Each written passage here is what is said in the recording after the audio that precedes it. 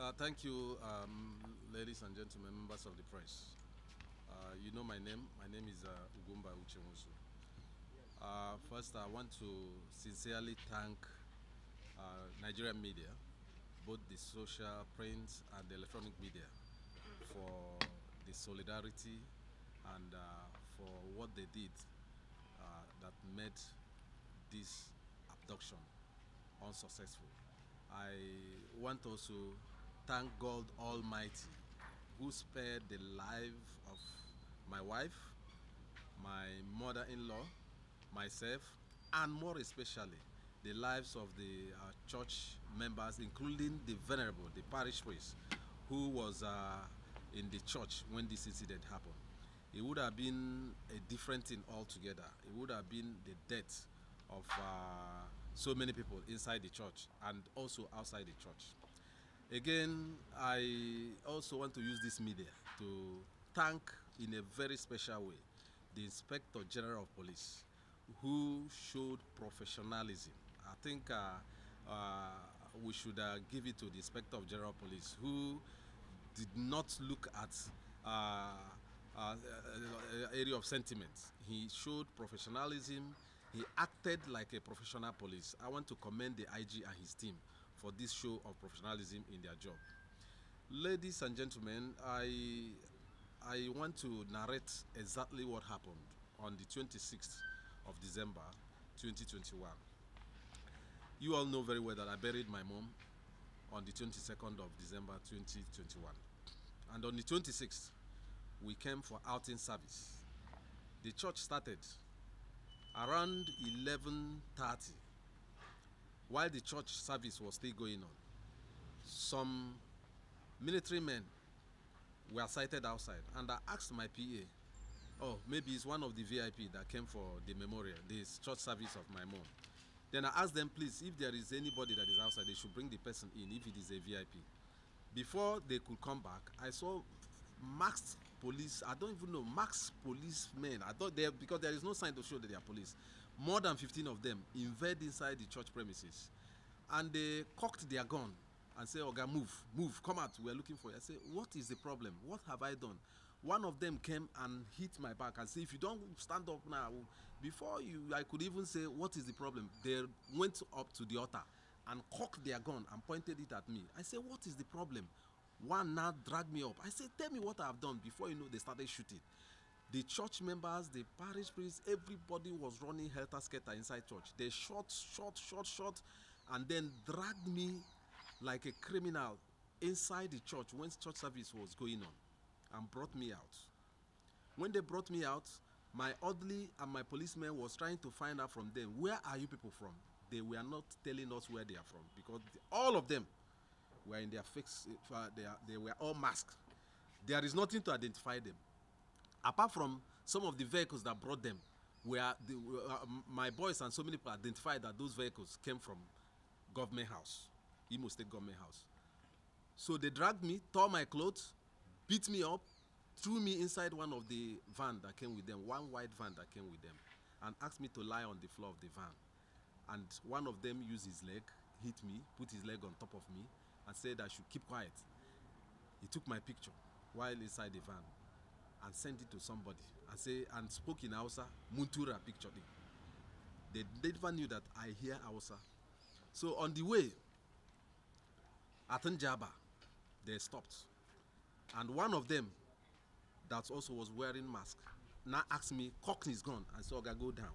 I said, "What have I done?" He said, "Oga, go down." For me, I thought I was going to be eliminated at that point, at Njaba. He said, "Oga, go down." He cocked his gun. I was telling him, "Please, what have I done? What have I done?" He now pushed me outside and dragged me to another vehicle in front, another Ford Jeep in front. And they pushed me inside the Ford. And they started speeding up to Owerri. When we got to Owerri, they moved towards the Okigwe Road. At government house, I was looking from the back. I was turning and looking at my back. The three remaining vehicles now diverted towards government house. Then that one that I was inside continued all the way to Okigwe Road. I was asking them, "Where are you taking me? What have I done?" They said, "Oga, don't talk, oh, don't talk. If you talk, don't talk." So I kept quiet. We drove all the way to Angara. I asked them again, where are we going? They refused to talk to me. When we got to Okigwe, I said, where are we going? They refused to talk. When we now set going towards Enugu, I said, tell me where we are going. If I was going to be killed, tell me so that I know that I was going to be eliminated. They didn't say anything. On the road, one of them that was in front received a call. I saw the call. The name on the phone was Shaba.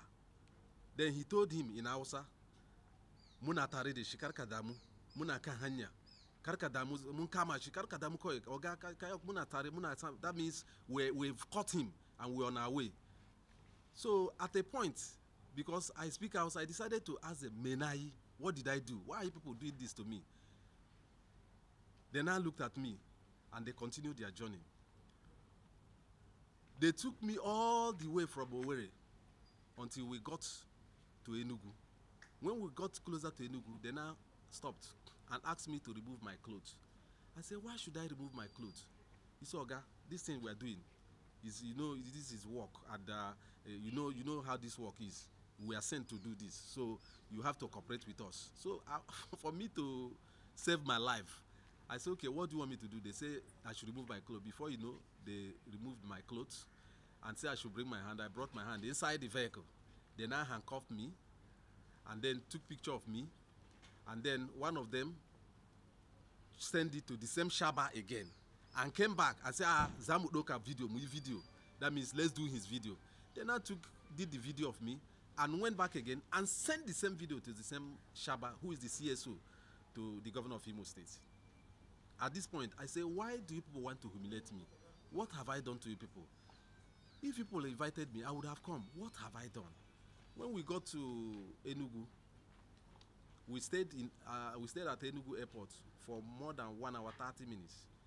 And they were communicating with somebody who was coming with the flight, and they're communicating with the same Shaba who was telling them that this person will call you people. They were speaking now, that we have not seen them, we don't know where they are. At this point, I gave my everything, my life to God. I say, God, whatever that happens, let your will be done. And when the flight landed, they now told me, Oga, come down. I came down. They held me like a common criminal, passed through the airport. Everybody was looking at who is this criminal that was caught. And they asked me to bend down my head, put a cap on me, and asked me to bend down my head. And then they took me to a waiting private jet. At the private jet was another 3 operatives that were waiting for me. When we got inside the private jet, the officer that was there said, Oga, that there is a petition against you, and some people mentioned their name. That's why we came to pick you. I said, okay, was it why I should be humiliated? There was no invitation. Nobody called me. I was humiliated, I was handcuffed as a common criminal. That if there was an invitation, I'm not a criminal, I would have come and I would have answered the call. He said, Oga, but you have not. I said, nobody invited me. When we got to Abuja, they took me straight to STS office, Tactical Squad's office. And at that point in place, the IG now intervened and sent somebody who came, and I was interviewed. I put down my statement. And with the scenario, with what happened, I think the Inspector General of Police was not properly briefed. Everything, all this drama happened inside government house. All the security men that came for this operation were security men attached to the governor of Imo State. Masked, all of them. There is nothing to identify them. They came with a truck, a military truck that is part of the governor's convoy. They came with a Ford Jeep that is part of the governor's convoy. All of them masked, discredited the house of God, shot in the house of God. Even when I was telling them that I'm here to for the church service of my mom, they didn't listen. They scattered everything and left with me. Gentlemen, I want to thank God, because I don't think that their intention was to arrest me. Their intention was to illuminate me. Because if their intention was to arrest me, I know the normal police procedure. It would have been bringing me to the police command, and then put up a report that I've been arrested. I'm from police command, and then they will not take me to Abuja. But it is not the duty of security men attached to the governor of Imo State to arrest or interview or do anything when it comes to issue of a criminal. It is the duty of this commissioner of police and his team to arrest. So what happened was a calculated attempt to illuminate me. But I thank God that God spared my life, and today that I'm alive, I want to thank Almighty God. I want to thank the media, especially the social media and the print media and the electronic media, for coming out, because when they saw that the thing has gone viral when we got to Owerri, they had no choice than to find another way to quench what they planned.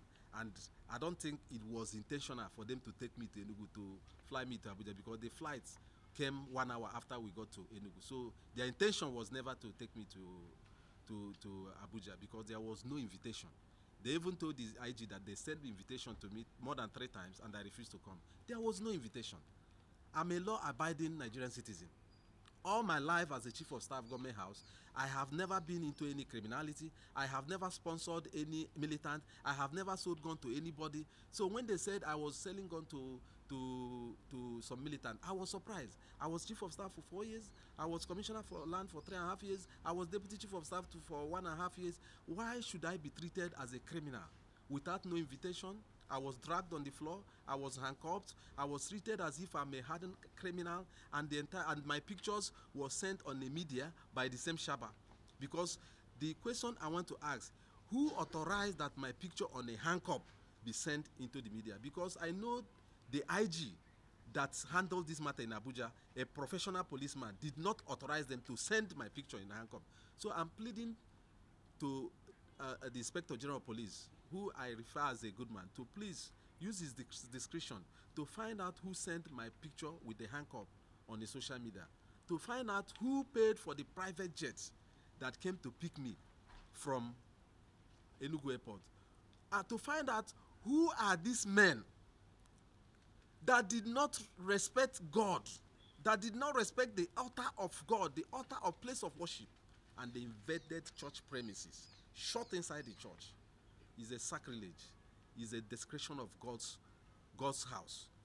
Ladies and gentlemen, I just want to thank God that I'm alive. I want to thank God for sparing the life of those church members, the pastor, the venerable in the church, and also my wife and my mother-in-law, and all other people in that church. It would have been a different thing altogether. But for me, I will always thank God.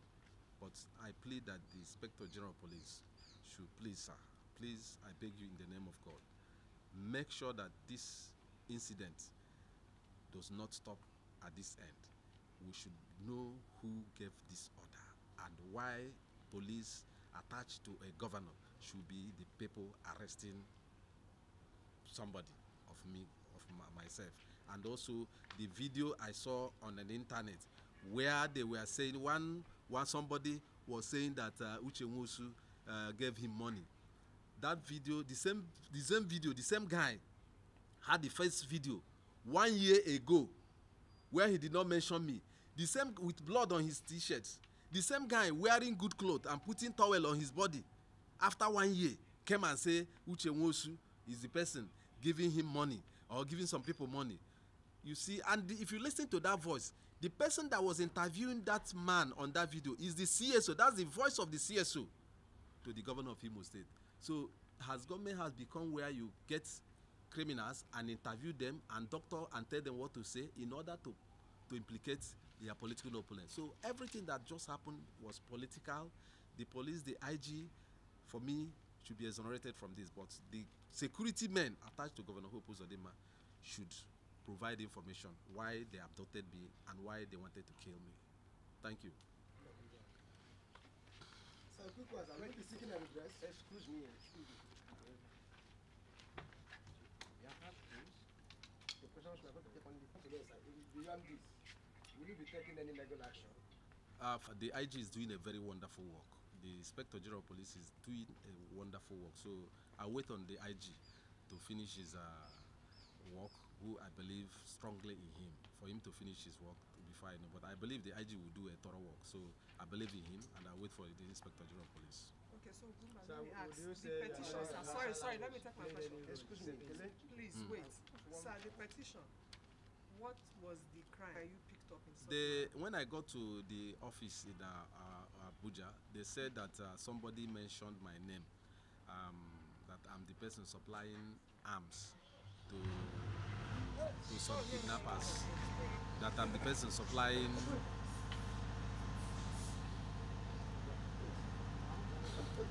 they said I'm the person.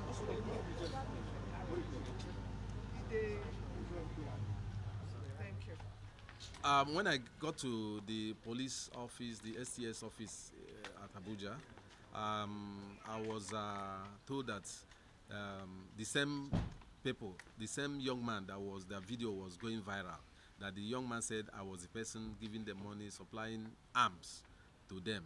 And I asked them, was it why you people should humiliate me? Why didn't you invite me to know whether it is true or not? I was chief of staff for 4 years. I was commissioner for land. I'm not like hiding. Why? I've been a law-abiding citizen. I say I've not even touched trigger, talk less of supplying arms. These things were all cooked up in government house in order to malign my image and in order to humiliate me. And there was no invitation, and I was treated like a common criminal because somebody somewhere wants me dead or wants me humiliated. So for me, is something up to now, I've not come out from the trauma of why I should be humiliated in such kind of manner. Sorry, sir. The end of the video. I was just arrested based on they said there was allegation against me. No letter was sent to me inviting me, which is a normal process. No arrest warrants. Nothing. I was just inside church for my mom outing service, and the only what I got was humiliation inside church with all my visitors that came from Abuja, from Lagos. I was humiliated in their presence. So there is no truth to this thing they are saying on the social media that for 6 times you refuse to honor police. Nobody. I challenge whoever that is saying this. Provide the invitation letter that I signed, I received, and I refused to come. Provide the call. The word is a technological word. Provide the details of the call that interfaced between me and them, that they called me, I answered them, and they said I refused to come. They said that when they called me, that I said I was abroad. You can imagine. Am I not?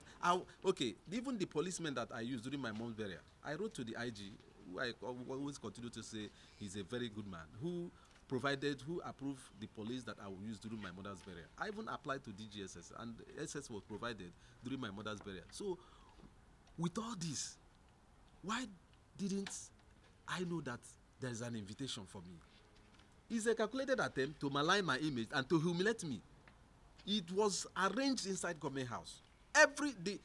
No policeman came from state police command, and I will continue to say it, and I will say it again and again. No policeman came from Imo Police Command. Everybody that came to that operation are policemen attached squad, and those are killer squad. They are killer squad attached to the governor of Imo State, because a normal policeman cannot shoot inside church. A normal policeman cannot shoot as if they are coming for war. So it is something, I pray that God Almighty will save us from this state. Okay.